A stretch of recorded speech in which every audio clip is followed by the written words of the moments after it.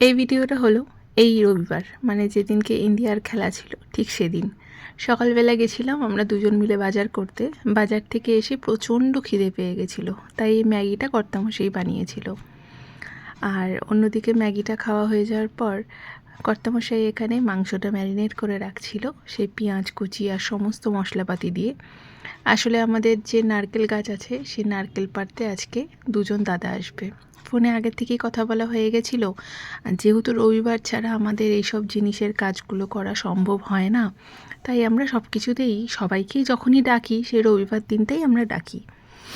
আর যেহেতু কর্তামশাই থাকে তাই আমার একটু সুবিধে হয়, তাই সমস্ত কিছু মশলা দিয়ে পেঁয়াজ কুচি দিয়ে তার বাইরে হলুদ গুঁড়ো, কাশ্মীরি লঙ্কা গুঁড়ো, পরিমাণ মতো নুন, সর্ষের তেল সমস্ত কিছু দিয়ে বেশ ভালো মতন মাংসটাকে মাখিয়ে রেখে গেল। আমার কর্তামশাই এত সুন্দর করে মাংসটা ম্যারিনেট করে, মনে হয় হাফ সেদ্ধ ঠিক তখনই হয়ে গেছে। অন্যদিকে আমি ঘরের কাজবাজগুলো করছিলাম, যেহেতু সকালের খাওয়াও হয়ে গেছে আর মাংসটাও ম্যারিনেট করা ছিল। আর ততক্ষণে সেই দাদাগুলোও চলে এসেছে, তাই আমার কর্তামশাই সেখানেই গেছিলো। আমার কর্তামশাইয়ের একটা নিয়ম আছে, আমাদের বাড়িতে যেই মানুষই কাজ করতে আসুক না কেন, সেটা যে কোনো কাজ করতে আসলেই মোটামুটি ধরে নাও 2-3 মিনিট পর পর তাদেরকে আমার চা বিস্কুট দিতে হয়। এটা আজকে না, এটা আমি বিয়ের আগের থেকেই কর্তামশাইকে দেখে এসেছি।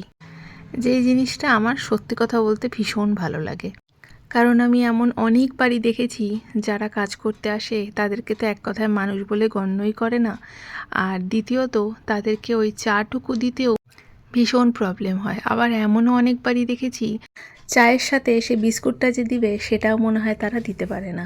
এবার আমার বাড়িতে যেহেতু এই জিনিসগুলো করা হয়, তাই সত্যি কথা বলতে কি আমার বাড়িতে যারাই কাজ করতে আসুক না কেন প্রত্যেকে আমাদের বাড়িতে বারবার আসতে চায়। আমি একটা জিনিসই মনে করি, ব্যবহারটাই কিন্তু আসল।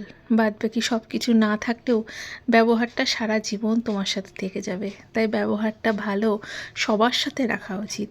বিকালবেলা বেরোনোর আগে 1 প্লেট করে মোমো খেলাম, ভীষণ খিদে পেয়েছিল। যেহেতু আজকে দুপুরে অনেক তাড়াতাড়ি খেয়েছি, তার জন্য খিদেটা যেন ভীষণ পেয়ে গেছিলো। আজকে বাইরে বসেই 3 জনে মিলে ইন্ডিয়ার ম্যাচটা দেখলাম। জিতে যাওয়ার পর আমরা এসেছিলাম সেবক রোডে, এত ভিড় ছিল, সেখানে 1 কাপ চা নিয়ে দূরে বসে সবার মজাগুলো দেখছিলাম। সেখান থেকে অনেক রাত করে বেরিয়েছি। যখন সমস্ত প্রোগ্রাম শেষ হয়ে গেল, বেরিয়ে নিয়ে এসেছিলাম মহানন্দার সামনে। সেখান থেকে একটা ছোট্ট র্যালি বেরিয়েছিল। আমাদের সবার জন্য এত গর্বের একটা দিন। এই দিনে প্রত্যেকটা জায়গার লোক এমনভাবেই আনন্দ করেছে।